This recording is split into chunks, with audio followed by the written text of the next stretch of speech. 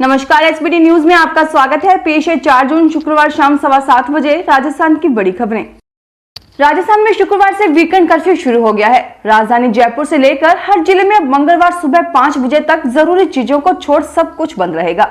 अब 3 दिन तक सभी बाजार बंद रहेंगे। वीकेंड कर्फ्यू के दौरान पेट्रोल पंप, मेडिकल स्टोर्स, दूध डेयरी की दुकानें, फल सब्जी की दुकानें, फल सब्जी के ठेलों को छोड़कर सब कुछ बंद रहेगा। अब मंगलवार को सुबह 6 बजे से ही बाजार खुलेंगे। ठेलों पर फल सब्जी से लेकर हर तरह का सामान बेचने की अनुमति होगी, लेकिन वक्त सुबह 6 से 11 बजे का ही रहेगा। चाट पकौड़ी के ठेलों को भी छूट रहेगी। राजस्थान की गहलोत सरकार राजधानी जयपुर में विधायकों के लिए 265 करोड़ की लागत से लग्जरी फ्लैट्स बनाने जा रही है। इसके लिए प्रारंभिक स्तर पर कार्य शुरू कर दिया गया है। विधायकों के लिए ये लग्जरी फ्लैट विधानसभा के समीप ज्योति नगर में बनाए जा रहे हैं। इनके लिए यहाँ बने विधायकों के पुराने मकानों को तोड़ा गया है। विधानसभा भवन के पास ही विधायकों के लिए बनाई जा रही इस लग्जरी इमारत की ऊंचाई 28 मीटर होगी। इस 8 मंजिला ऊंची इमारत में विधायकों के लिए 160 लग्जरी फ्लैट बनाए जाएंगे।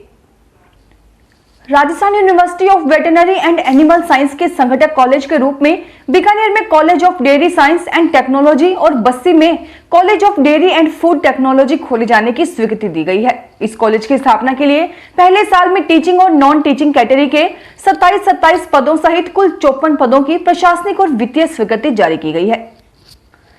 नागरिकों की सुरक्षा और रियल टाइम लोकेशन के लिए राजस्थान की एम्बुलेंस में व्हीकल लोकेशन ट्रैकिंग डिवाइस लगाए जाएंगे। यह कार्य आगामी 30 दिनों में पूरा करना होगा। परिवहन विभाग ने प्रदेश के सभी प्रादेशिक परिवहन अधिकारियों व जिला परिवहन अधिकारियों को इस संबंध में दिशा निर्देश जारी कर दिए हैं।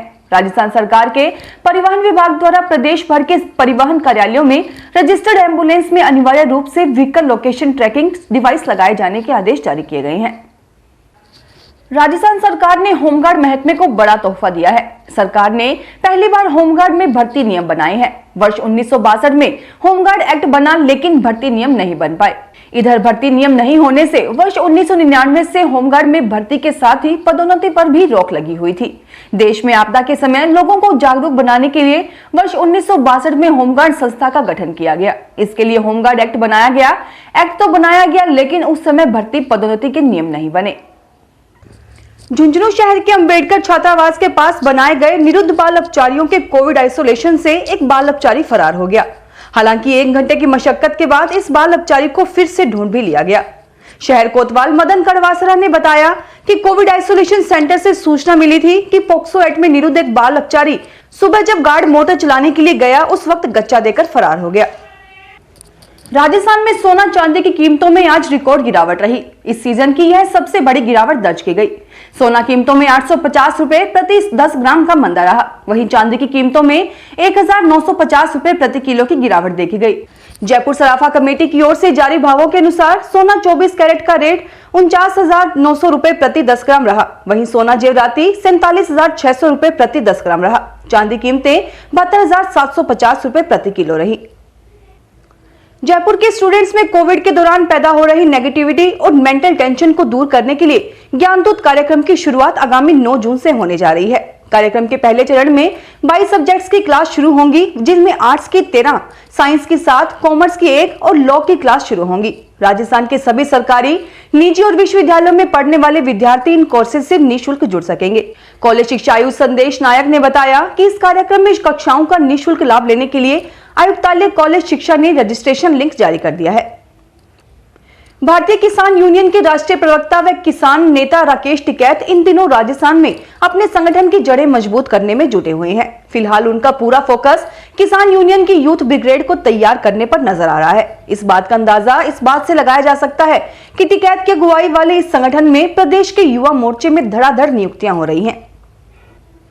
राजस्थान स्वायत्त शासन विभाग ने शुक्रवार को एक अधिसूचना जारी कर राज्य के समस्त नगरीय निकाय क्षेत्रों में स्थित भूखंड भवनों की बकाया लीज राशि एकमुश्त जमा कराने पर देय ब्याज में 100% की छूट 31 मार्च से बढ़ाकर 31 जुलाई कर दी है। यूडीएच मंत्री शांति धारीवाल ने बताया कि पूर्व में निस्तारित प्रकरणों को दोबारा नहीं खोला जा सकेगा और जमा राशि नहीं लौटाई जाएगी।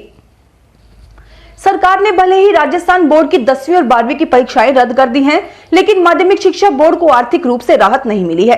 कारण है कि परीक्षा आयोजन से पहले ही 70% खर्चा तो परीक्षा तैयारियों में हो चुका है। इस बार फरवरी तक 10वीं और 12वीं के परीक्षा फॉर्म विद्यार्थियों से फरवरी तक भरवाए गए थे। छात्रों से परीक्षा फीस के रूप में करीब 115 करोड़ रुपए बोर्ड के पास आए हैं। इनमें से करीब 95 करोड़ रुपए तो परीक्षा तैयारियों में लगा दिए गए। शेष राशि से छात्रों का परिणाम जारी करने और सालाना खर्चे के उपयोग के लिए किया जाएगा। विश्वविद्यालय अनुदान आयोग ने कोविड के कारण तय समय सीमा में काम पूरा नहीं होने वाली 7 फेलोशिप की अवधि बढ़ा दी है। इन फेलोशिप के तहत अब शोधार्थी अपना रिसर्च वर्क 31 दिसंबर 2021 तक पूरा कर सकेंगे, लेकिन इस बढ़ी हुई समय की कोई फेलोशिप राशि उन्हें अलग से नहीं दी जाएगी। इस फेलोशिप में doctor DS Kothari post doctoral fellowship, doctor S Radhakrishnan post doctoral fellowship, post doctoral fellowship for women, post doctoral fellowship for SC/ST, BSR faculty fellowship और एमरिटल फेलोशिप शामिल है। आयुर्वेद पद्धति से अपना इलाज कराने के लिए अमादा आसाराम ने राजस्थान हाई कोर्ट से निराशा हाथ लगने के बाद अब सुप्रीम कोर्ट में जमानत याचिका दायर की है। सुप्रीम कोर्ट ने आज आसाराम की अंतरिम जमानत याचिका पर सुनवाई करते हुए राजस्थान सरकार व जेल प्रशासन को नोटिस जारी किए हैं। अब अगली सुनवाई 7 दिन पश्चात होगी। जेल से बाहर आने की छटपटाहट में आसाराम अब तक करीब 15 जमानत याचिका दायर कर चुका है, लेकिन किसी भी कोर्ट से उससे राहत नहीं मिल पाई है। राजस्थान में फ्री वैक्सीनेशन की मांग को लेकर शुक्रवार को दौसा जिला कांग्रेस कमेटी के बैनर तले कलेक्टर पीयूष समारिया को राष्ट्रपति के नाम ज्ञापन सौंपा गया। इस दौरान दौसा विधायक मुरारीलाल मीणा, बांदीकुई विधायक GR खटाना व निवर्तमान जिलाध्यक्ष रामजी लाल ओढ़ समेत कई पदाधिकारी मौजूद रहे। ज्ञापन देने के बाद कांग्रेस नेताओं ने वैक्सीन पॉलिसी को लेकर केंद्र सरकार पर कटाक्ष किए।